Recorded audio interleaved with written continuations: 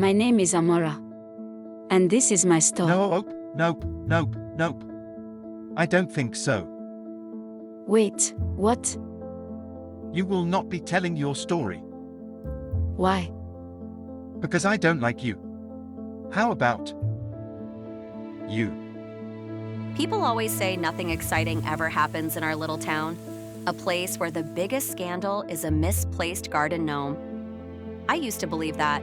I used to wish for something, anything, to break the silence. Now, the silence is a scream I crave. For 3 whole years, my life felt hijacked by some unseen chaos, one twisted episode after another. I know how it sounds, hysterical, dramatic. Even Dad looked at me sometimes like I was making it all up. He saw a troubled girl. He never saw the meticulous artist behind the curtain. But no one saw what I saw. No one lived what I lived. And no one suspected Lorraine. The autumn wind didn't just whisper.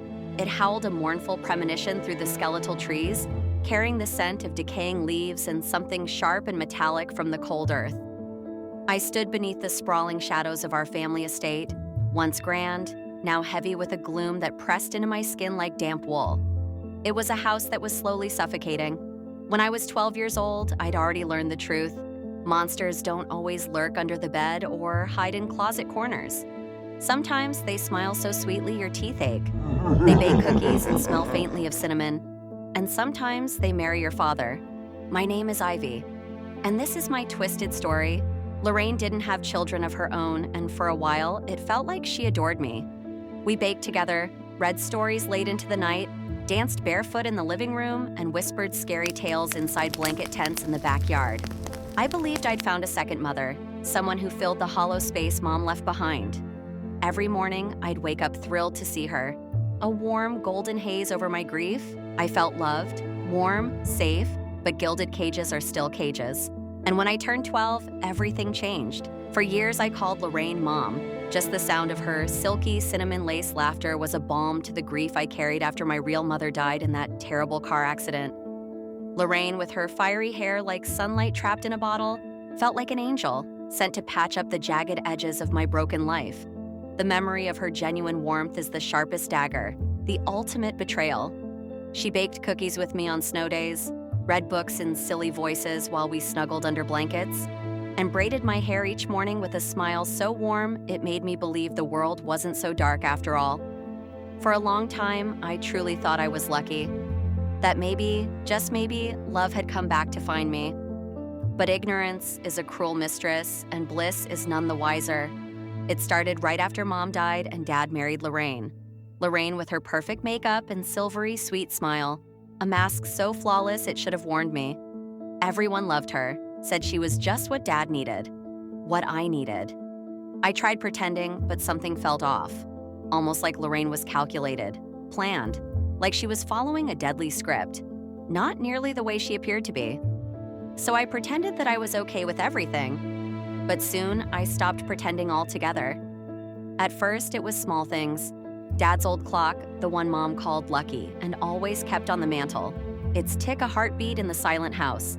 Stopped working right before my birthday. The hands were jammed at 3 a.m. Dad blamed it on me and scolded me. I cried all night. Then stranger things started happening. My toothbrush had blue paint on it, the kind used for poisonous pest control. My toothpaste tasted bitter, burning the back of my throat. My favorite yellow dress vanished, then reappeared caked in mud, slung over the porch railing like a scarecrow's sacrifice. Lorraine just smiled, her eyes empty, and said, "Maybe you forgot where you put it, sweetheart." My homework was found shredded behind the sofa, not just torn, but attacked, like by a frantic animal. My shoes were filled with flour, a blinding white powder that looked disturbingly like chalk outlines. My lunch was replaced with hot chilies, an innocent-looking sandwich packed with a fire that brought me to the nurse's office, tears streaming. The cat was trapped in my closet, its frantic claws leaving grooves in the wood, a silent testament to terror. Every time I tried to explain, Dad would sigh and shake his head, and Lorraine would squeeze my shoulder, her grip surprisingly cold and hard, and say, "Oh, Ivy, honey, you must be having such a hard time adjusting." Photos of Mom were found not just torn, but meticulously sliced, the face always removed. When I woke up once, my hair was cut in uneven clumps, as if hacked at with garden shears. Lorraine helped me fix it, humming softly, a lullaby of pure malice. Dad said I must have done it sleepwalking. Then came the notes, slipped under my pillow. "You don't belong here. Go away." Your next messy handwriting, deliberately disguised, yet beneath the scrawl, a familiar flourish of the capital L. Lorraine gasped when I showed her, clutched me close, her heart beating strangely slow against my cheek. Promised to keep me safe. Dad said it was probably some local kids playing a prank. I started to believe maybe I was losing my mind. The gaslighting was total. The ground beneath my feet was dissolving. Dad believed that too, and decided I needed a break to get some sleep. So he sent me off to a hospital, a special hospital with a different kind of patients. Inside the special hospital, it felt like a different world entirely. Instead of the warm embrace of home, cold linoleum tiles greeted me with a clinical chill. The hum of fluorescent lights buzzed like a swarm of angry bees, filling the air with an uneasy tension. My heart sank, but I pressed on, determined to explore this new reality. Days turned into weeks, each hour blending into the next. I wandered the dim hallways, searching for solace in forgotten corners, my footsteps echoing against the sterile walls. The echoes felt alive, whispering secrets, tales of patience and regrets that clung to the air like distant sighs. I felt I was locked away for being right. I spent hours in the garden, where tangled vines sprawled like wild hair against the crumbling bricks. It was once beautiful, before the hospital became a cage. Now, it was just a memory wrapped in overgrowth, and I was part of it. Another story waiting to be whispered. My dad had stopped visiting me, not to be cruel, but because he was sick. He was struggling to even get out of bed, he told me on the phone, his voice a frail whisper. To be honest, I didn't mind him not coming. He always brought Lorraine with him. And now that he was sick, Lorraine stayed home with him to nurse him. That was fine by me. The longer I was here, the stranger Lorraine seemed to me. So the less I had to deal with her, the better. In the quiet solitude, I found companionship in the other children who drifted through the hallways like ghosts. We were a motley crew of broken dreams, each carrying our own shadow, silent, heavy, and always close. There was Felix, whose laughter sliced through the silence like shards of glass, sharp, beautiful, and aching with something he never spoke aloud. And Emma with eyes so wide and wet they shimmered like diamonds, always scanning the room for someone who might understand the ache she couldn't name. We didn't talk much. We didn't have to. In that place, silence was its own language. And in each glance, each shared nod, we told stories no one else would ever hear. Finally, after quite a bit of time, I was released and went home. When I saw that beautiful brick ranch house on the hill, I felt like I was breathing for the first time. Everything seemed normal again, until a week later, on a rainy afternoon. Dad was in town, at the hardware store. Lorraine thought I was at a friend's house.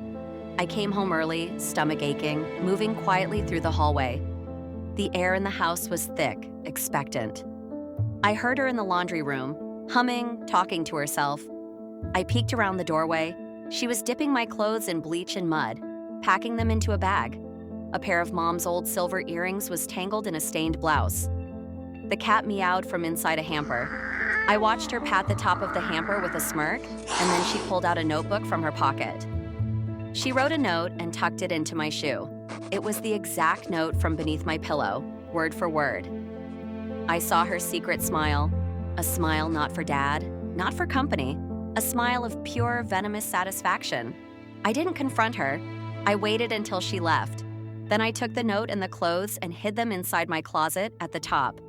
I then ran to the back door and opened and slammed the door, acting like I just got home. Lorraine came into the kitchen and immediately started fussing over me when she saw me holding my stomach. The next day, I showed Dad the note and the clothes. I told him what I saw and about the cat. For once, he listened. Lorraine denied everything, of course. She didn't just deny it, she wept. A spectacular, Oscar-worthy performance of shock and injury, but the evidence was too much. That was the last summer Lorraine lived with us. Dad told Lorraine she had to go. He later had to put an ad in the paper to get a divorce. I had never heard of that before. Apparently, no one had seen or heard from Lorraine since that day she left our house. She hadn't just moved, she'd disappeared. leaving behind only the faint scent of cinnamon. But then, so did the chaos. There were no more episodes of weird things happening to me. Dad finally realized it was never me, but her who was doing those things. He begged for my forgiveness. Of course I did. He's my dad, and everyone can make mistakes. But I genuinely felt better. The house felt lighter. I started sleeping again, but weeks later, I overheard Dad talking to our lawyer. He was reviewing the will, something about updating it after Lorraine left. I paused in the hallway, listening. It's good you caught it. Lorraine had added a clause, quietly last year. If anything happened to Ivy, all assets would revert to her. Speaking of happening, how are you feeling lately? Are you still sick? Did Dr. Mike figure anything out? I felt the blood drain from my face. I could hear my heart in my ears. Lorraine hadn't just wanted me gone, she wanted both of us gone, and she almost succeeded. I hope you enjoyed The Stepmother. Until next time on The Midnight Radio. Boo! Gotcha!